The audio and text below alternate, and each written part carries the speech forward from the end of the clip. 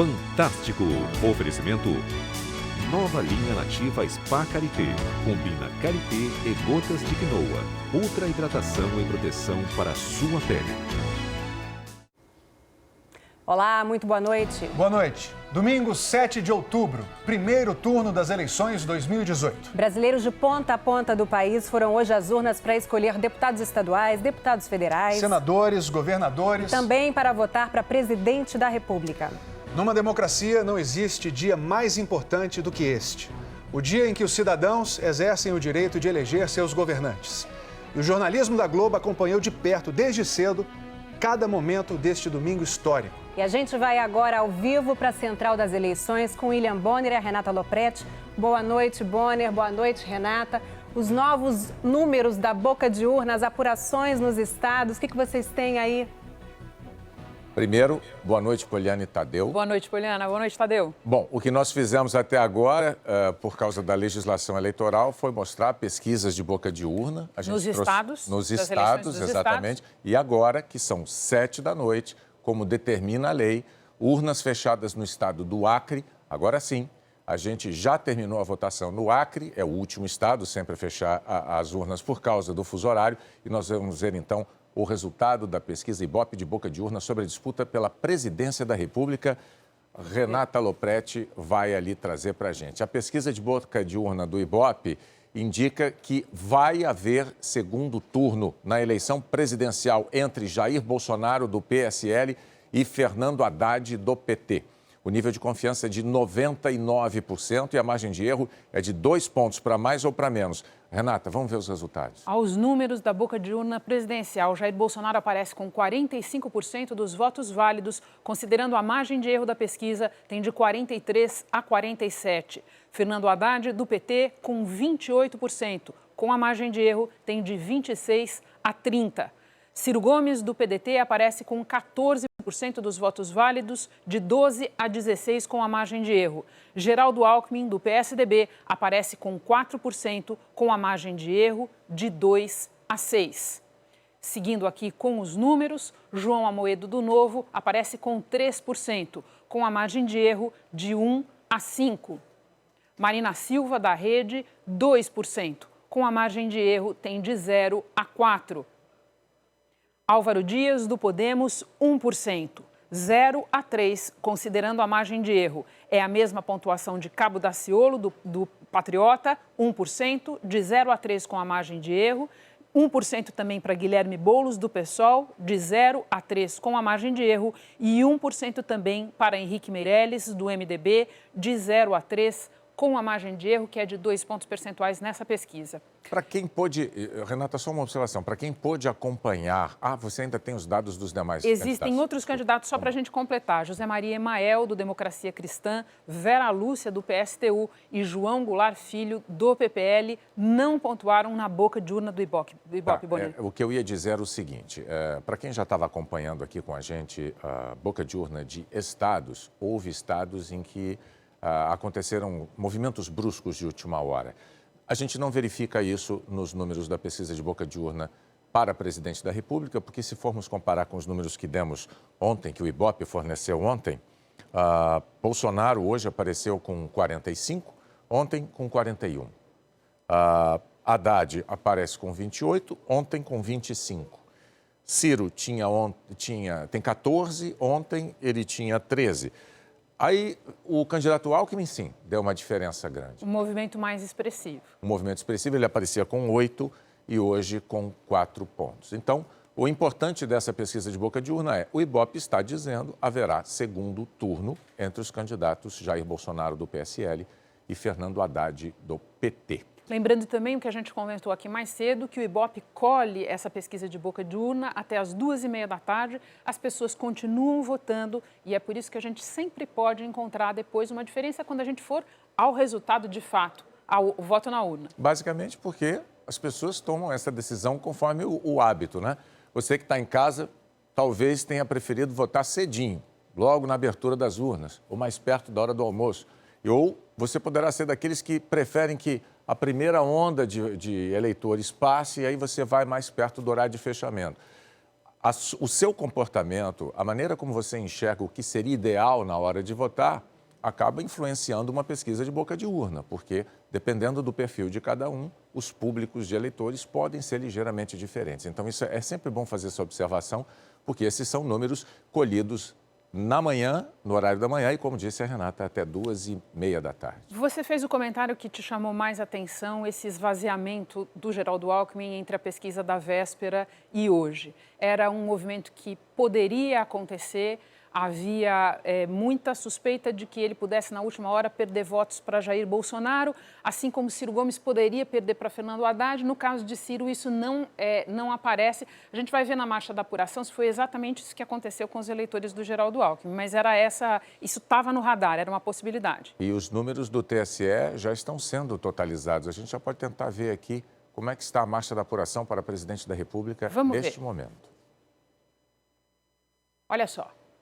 Olha como está andando. E é importante quem nos assiste entender por que a marcha já está tão adiantada. Porque os resultados só podem ser divulgados a partir do momento em que o Acre fecha as suas urnas, mas mais cedo eles já estavam sendo contabilizados. Então, a gente tem mais de 50% das urnas apuradas. Jair Bolsonaro está aparecendo com 49% dos votos válidos, Fernando Haddad com 26%, Ciro Gomes com 12,3%, Geraldo Alckmin... isso daqui não vai me servir agora, depois eu vejo.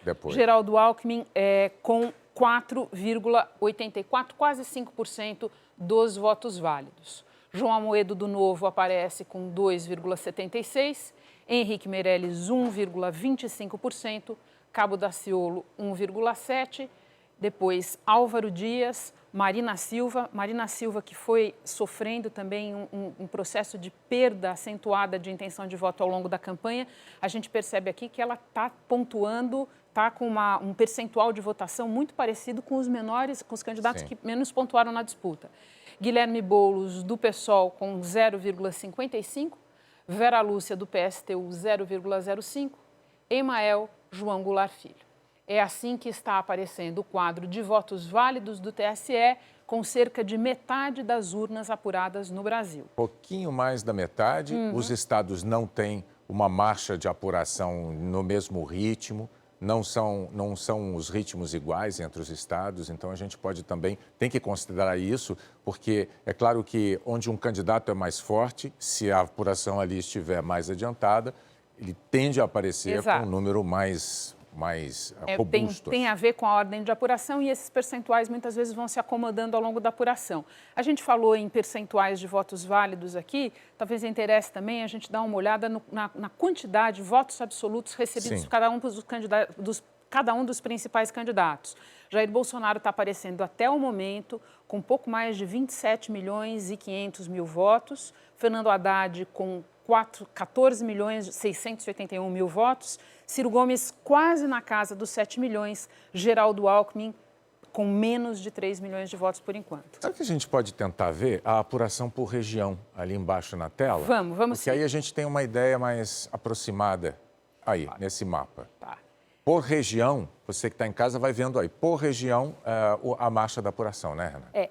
Esse mapa geral por região, que depois a gente vai decompor vendo cada estado e tal, ele está até aqui compatível com o que a gente vinha observando nas pesquisas de intenção de voto. Ou seja, o Nordeste é o único estado em que o Fernando Haddad está à frente.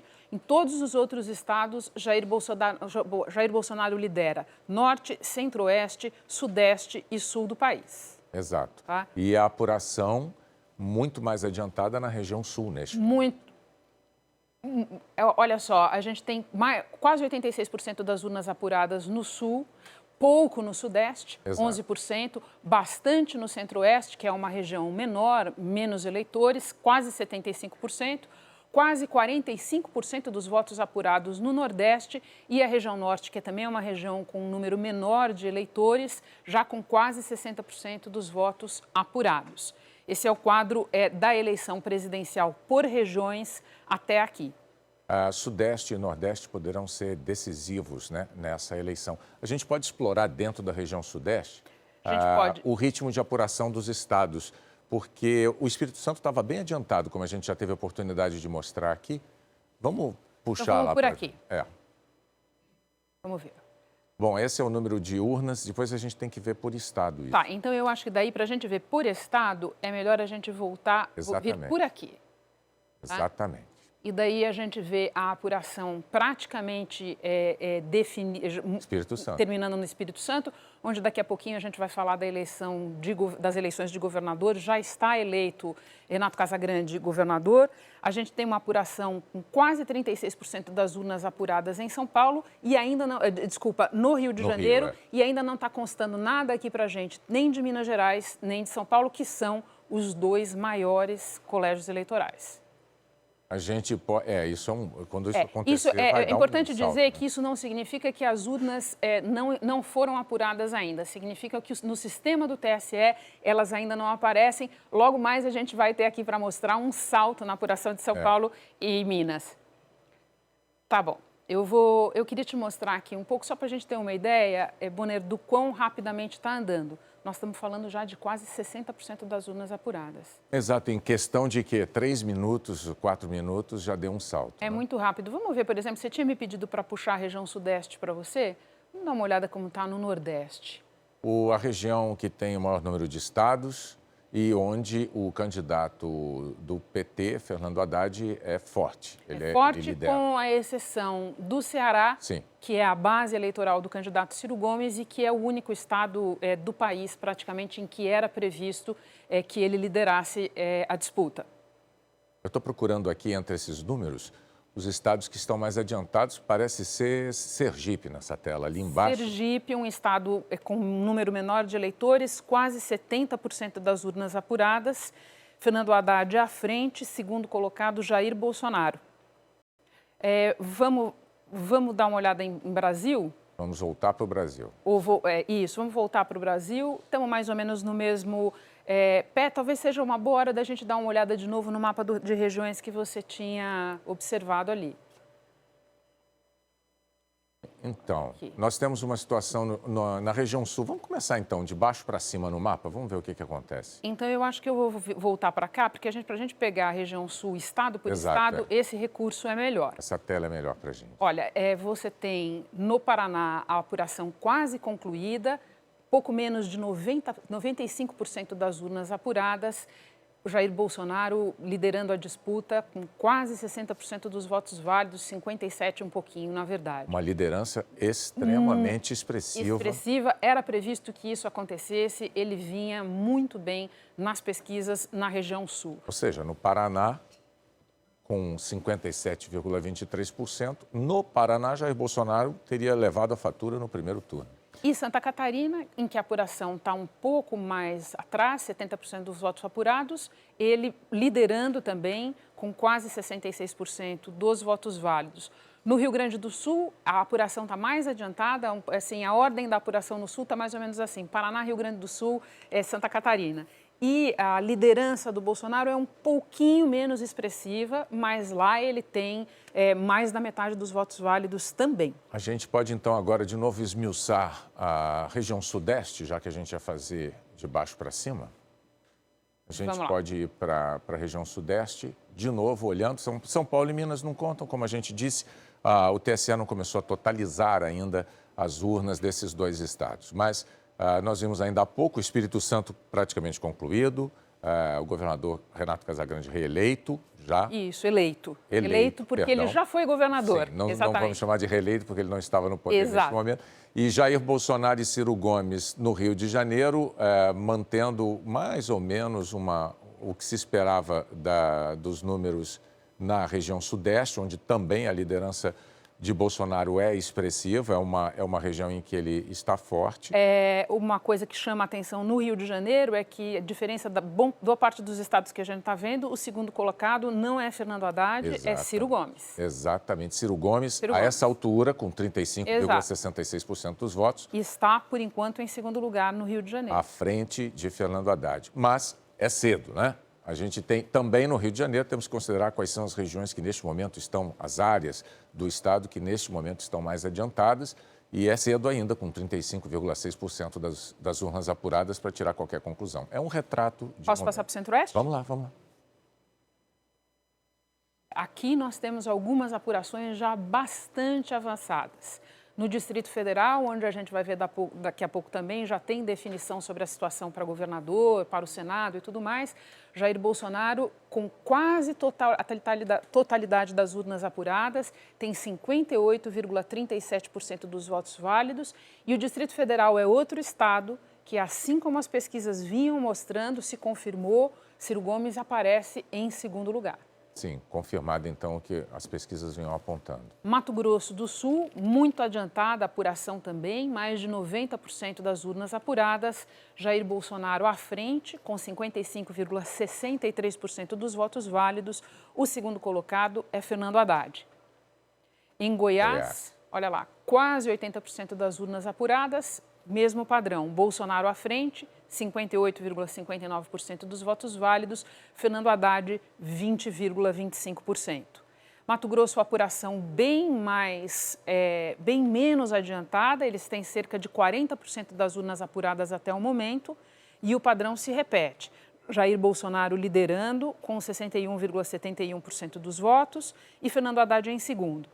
Acho que tem uma coisa interessante para a gente observar aqui, Bonner, a apuração ainda vai andar, mas o Centro-Oeste é uma região que há várias eleições o PSDB andava muito bem no Centro-Oeste. Tinha vários governadores até agora e tal, e o candidato presidencial do PSDB costumava ir bem no Centro-Oeste.